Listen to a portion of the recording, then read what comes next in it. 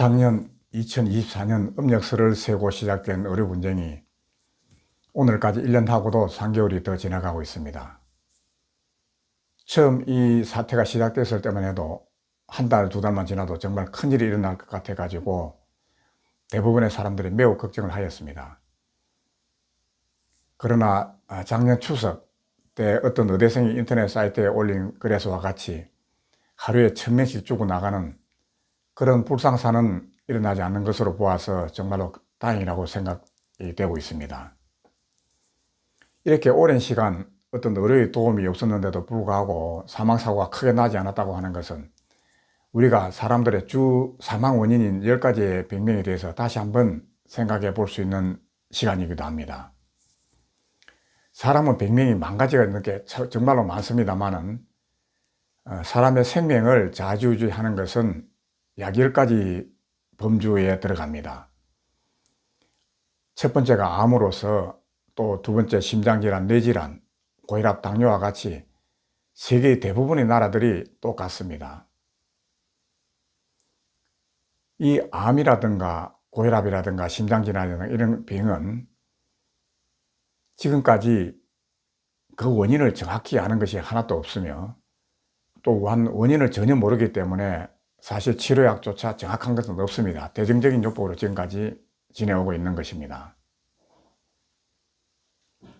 사람의 생명을 좌지우지하는 병명들인데 그것을 아직까지도 원인을 정확하게 모른다고 하는 것은 정말로 큰 문제인 것입니다.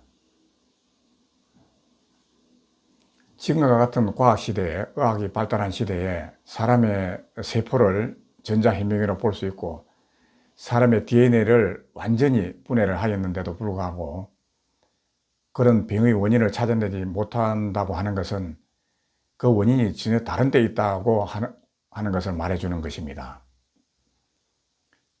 사람의 생명을 위협하는 이와 같은 10가지 병명을 자세히 살펴보게 되면은 이것은 한 가지로, 그 원인이 한 가지로 귀결되는 것을 알 수 있습니다. 당뇨를 이렇게 살펴보면은 당뇨는 혈액 속에 당의 수치가 높은 것입니다. 쉽게 말해서 혈액의 문제라는 것이죠. 고혈압도 마찬가지입니다. 혈압이 높은 것이 혈액의 문제입니다. 심장질환도, 뇌질환도 혈관이 터지거나 혈액이 뭉치거나 해가지고 혈관이 터지기도 하고 혈관이 굳어서 뇌경색으로 되기도 해가지고 사람의 생명을 앗아가기도 합니다. 이 10가지 범주는 전부 다 보면 혈액과 관련이 되어 있다는 것을 알 수가 있습니다. 그런데 왜 이것을 우리가 혈액의 원인이라고 정확하게 파악을 하지 못할까요? 왜냐하면 암의 원인, 고혈압의 원인, 당뇨의 원인은 처음부터 암이 되고 고혈압이 되고 당뇨가 되는 것이 아니기 때문에 우리 인류가 지금까지 원인을 정확하게 파악하지 못하고 있는 것입니다. 사람의 생명을 앗아가는 암의 원인은 처음부터 시작은 뭐가 시작을 할까요? 당뇨나 고혈압이나 심장질환은 어디에서 시작을 할까요? 인체 내의 오장육부가 기능을 상실해 갈 적에 제일 먼저 드러나는 현상들은 손이 조금 시린 거, 또는 인체 쥐가 자주 내리기도 하는 문제, 또는 어깨가 아프기도 하는 문제, 또는 머리가 어지럽기도 하는 문제, 또는 심장의 부정맥.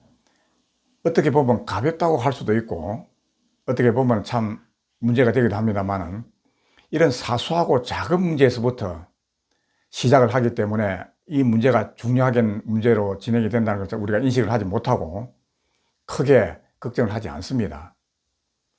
또한 그럴 뿐더러 뭐 어지럽다고 또는 손이 시리다고 소화가 잘 안 된다고 어떤 특별한 원인을 알 수도 없으며 또한 약이 없습니다. 그래서 사람들이 가볍게 여기고 그냥 지나치다 보니까 그와 같은 현상들이 꾸준히 연결이 되면서 오장육부의 기능 부실이 하나 둘 드러나는 것이 고혈압이 되고 당뇨가 되고 암이 되기도 합니다. 물론 사람에 따라서 다르죠. 그래서 우리들이 매년 건강검진을 받든 또는 해마다 병원을 방문하는데도 초기 때 발견을 못하고 마지막이 되거나 또는 심각하게 진행이 되었어야 발견이 되는 이유가 원인이 전혀 다른 데서 시작하기 때문에 혈액의 작은 문제에서 시작이 되면서 이것이 조그마한 인체의 부작용으로 여러 가지 이상적인 현상이 나오면서 그것이 사람에 따라서 암으로 되기도 하고 당뇨로 되기도 하고 심장질환으로 되기도 하기 때문에 초기에 발견을 못하는 큰 원인이 되기도 하는 것입니다. 그러면은 이와 같이 손발이 시리고 또 저리고 부정맥이 있고 하는 이와 같은 경우에 혈액이 어떻게 되어서 이런 현상이 일어나게 되는 것일까요? 그것을 한마디로 요약하면은 혈액 부족과 혈액 속의 염도 부족이라고 말할 수가 있습니다. 사람 몸속에 있는 혈액은 몇 리터 정도가 있어야 된다고 규정되어 있는 것도 없습니다. 그것은 사람에 따라서 너무나 다르기 때문입니다. 몸무게가 100kg 되는 사람도 있고 50kg도 안 되는 사람도 많습니다. 그 사람이 필요로 하는 혈액의 양은 너무나 다르고 하기 때문에 전혀 그 규정을 지을 수가 없으며 또 사람 몸속에 있는 혈액의 양이 부족하다, 넘친다, 모자란다 이렇게 알 수 있는 방법이 지금까지는 없습니다. 그래서 우리가 이게 혈액 부족에 대해서 알 수가 없는데 혈액 속에 염도가 부족하다는 것조차도 지금까지는 잘 알지를 못합니다. 혈액의 염도가 0.9% 정도다 하는 것만 알고 있지 혈액의 염도가 부족해서 여러 가지 염증성 질환, 위염, 간염, 이와 같은 피부병 같은 염증성 질환을 만든다는 것을 잘 우리가 깨닫지 못하고 있었습니다. 혈액의 부족과 혈액의 염도를 낮추는 가장 큰 원인은 무엇이겠습니까? 그것은 지금까지 우리가 오랜 시간 지켜온 저염식에 1차적인 문제가 있습니다.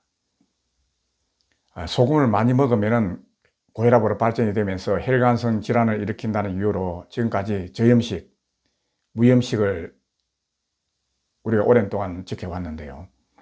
이것은 정말 사람의 건강을 취약으로 만드는 가장 첫 번째 원인이 되는 것입니다. 소금을 먹지 않으면 혈관도 혈액도 건강해질 수가 없는 것입니다.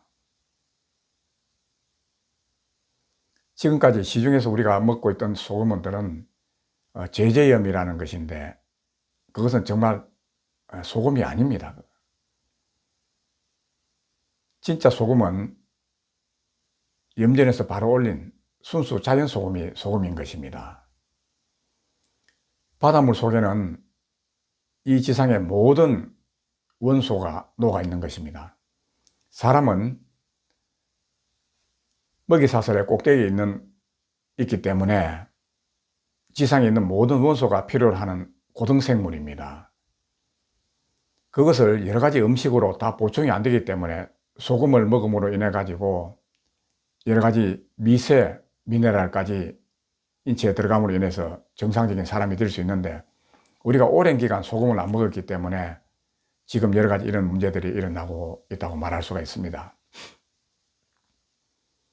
두 번째 원인으로는 자연 환경을 또 들 수가 있습니다. 지금과 같은 미세먼지라든가 또는 공장의 공해 문제, 자동차의 매연 문제 등은 호흡을 매우 불안하게 하여 피를 탁하게 만드는 호흡의 상태가 안 좋음으로 인해서 피가 탁하게 되는 가장 큰 원인이 또 되기도 합니다. 세 번째로는 지금 우리가 먹고 있는 음식들의 대부분이 가공식입니다. 가공식이라는 것은 생명식이 아닌 것이죠. 다 죽은 음식입니다. 지금 젊은 사람들이 대부분 가공식 속에서 살고 있는데 그것은 정말 건강을 해치는 나쁜 음식들인 것입니다. 또 한 가지 생각해 볼 수 있는 것은 지금 우리들이 먹고 있는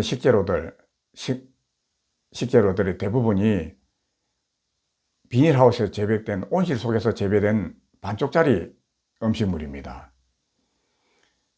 채소가 비닐하우스에서 재배한 거하고 노지에서 재배한 것하고는 그 미네랄이라든가 원소의 차이가 크게 납니다. 노지에서 재배가 되면서 태양빛도 바로 보고 비도 맞고 여러 가지 병해 속에서 살아야 건강한 식재료가 되는 것이지 온실 속에서 아무런 제약 없이 그렇게 키우는 우리 식품은 인체에서 미네랄 부족을 일으키는 원소 부족을 일으키는 큰 원인이 되는 것입니다. 이런 여러 가지 이유로 우리는 인체에 염분 부족 또 혈액 부족을 겪게 되기 때문에 이와 같은 일로 인해서 이렇게 생명을 위협하는 이런 암이나 당뇨나 심장질환과 같은 큰 문제를 일으키게 된다는 것을 알 수가 있습니다. 현대인들은 이와 같은 일들로 이런 일을 겪고 있는데, 그러면 옛날에 자연 속에서 살던 사람들은 어떻게 그 병들을 이겨내게 되었을까요? 옛날에는 사람들이 그 음식물이 없고 부족하고 전쟁이나 이런 문제로 인해서 아주 면역력이 약해가지고 정말로 100년 전만 해도 우리나라 사람들이 30세도 되지 않은 짧은 생을 살았습니다. 이것은 아시아뿐이 아니고 유럽이나 다른 나라도 대부분이 마찬가지입니다. 사람은 지금까지 어려운 식생활 속에 살았기 때문에 수명이 길지가 않았습니다. 거기에 약도 없고 또 병원도 없었기 때문에 옛날 사람들은 정말로 조그마한 병이 생기거나 문제가 생기면은 그것이 뭐 그대로 악화되어 가지고 바로 사망하기 마련이었습니다. 이럴 때 옛날 사람들이 생각해낸 것이 약도 없고 병원도 없고 먹는 음식물도 없었을 때 정말 큰 병을 얻어서 죽게 되는 마당에까지 가게 되었을 때 사람들이 생각해낸 마지막 방법이 지금 우리들이 흔히 말하는 요로법입니다. 해볼 수 있는 일이 그것밖에 없었습니다. 그러나 오줌을 먹음으로 인해서 정말로 만병을 고칠 수도 있었고 생명을 길게 할 수도 있었다는 것을 알 수가 있습니다. 우리는 지금 오줌을 먹는다고 하면은 정말로 역겹고 또 비위생적이고 잘못된 것으로 생각이 됩니다. 그런데 이 요로법에 대해서 자세히 알아보면은 옛날부터 많은 사람들이 이 요로법을 실시를 해왔고 현재도 우리나라뿐이 아니고 일본이나 선진국에서도 많은 사람이 이 요로법을 하고 있는 것을 알 수가 있습니다.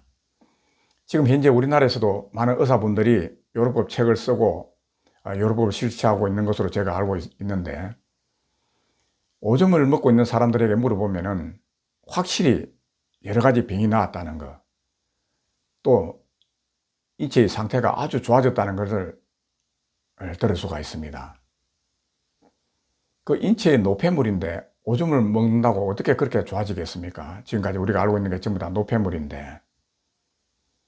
그러나 어떤 과학적으로 지금 증거할 수는 없지만은 이 요로법을 실천하는 사람들이 정말 여러 가지 병을 치료하고 만병을 치료하고 아주 젊어지고 모든 것이 좋아졌다고 하는 것은 한국만 해도 약 200만 넘는 사람들이 요로법을 하고 있다고, 그러니까 충분히 증거가 되고 있는 것이라고 할 수 있습니다. 오줌 속에는 뭐가 들었습니까? 그 인체에서 나온 여러 가지 미네랄이라든가 뭐 여러 가지 인체에서 나오는 여러 가지 문제가 있겠지만은 인체에서 필요한 것 같았으면 나오지 않았어야 되는데 왜 그 나와가지고 다시 먹음으로써 사람 몸에 그렇게 도움이 될 수 있겠습니까? 그것은 딱 한 가지로 생각해 볼 수가 있습니다. 오줌은 100% 사람의 신장에서 콩팥에서 만들어집니다. 그것은 혈액 속에서 100% 분리되어 나온다는 것이죠. 혈액 속에서 100% 분리되어서 오줌으로 나오는데, 오줌을 하루에 5번을 보는 사람하고 10번을 보는 사람이 있다면 무슨 차이가 있겠습니까? 하루에 소변량이 많아지면 차이가 나는 것은 확실한 게 한 가지 있습니다. 혈액의 양이 줄어든다는 것입니다. 우리가 말기 암 환자 같은 경우에 배에 복수가 차기 시작하면 오줌이 소변으로 계속 나오게 됩니다. 안 나오면 인후제로 또 뽑아내야 되겠죠. 배가 아주 위험해지니까. 소변으로 계속 뽑아내고 나면 나중에 빼밖에 안 남게 됩니다. 혈액이 줄어든다는 얘기입니다. 또 지금 임종에 가까운 사람들을 보면 대부분 소변의 양이 아주 많아지는 것을 볼 수가 있습니다. 그런데 이게 소변의 양이 많아지는 것은 하루아침에 그리 되는 것이 아니고 아주 조금씩 정말로 사람들이 눈치를 못 챌 정도로 미세하게 진행이 되기 때문에 전혀 눈치를 채지 못하고 있다가 나이가 들면서 어느 순간에 자다가 일어나서 소변을 하기도 하고 그러면서 소변의 양이 많아지게 되는 것입니다. 그럴 때 보면 몸도 쭈글쭈글해지고 또 체중도 줄어드는 것을 알 수가 있는데, 그것이 소변이 많아지면서 몸에서 수분이 빠지고, 수분이 빠지는 게 혈액이 빠지는 것입니다. 혈액이 줄어들면서 그렇게 모든 인체 병들이 만들어지는 것입니다. 그래서 소변을 하고 난 뒤에 그 소변을 도로 먹으면은 그것이 도로 인체에 흡수됨으로써 혈액 속에 바로 들어가 가지고 혈액의 양이 줄어드는 것을 막아주기 때문에 지금까지 소변을 먹는 것이 만병을 치료하는 아주 신기한 약으로 사람들이 비밀리에 이렇게 전승이 되어 왔던 것입니다. 그런데 지금과 같은 시대에 우리가 구태여 사람이 노폐물로 배설하는 오줌을 먹어야 되겠습니까? 생각을 조금만 바꿔보면은 그 오줌은 쉽게 말해서 인체에서 혈액에서 빠져나오는 것인데 그 안에 뭐 여러 가지 미네랄이 있을 것입니다. 여러 가지 원소들이 있을 것입니다. 그것은 알고 보면은 전부 다 소금물 속에 있는 내용물들입니다. 인체 안에서 특별한 것이 나오지 않습니다. 소금물 속에는 인체가 필요한 대부분의 미네랄이 원소가 그 안에 들어 있습니다.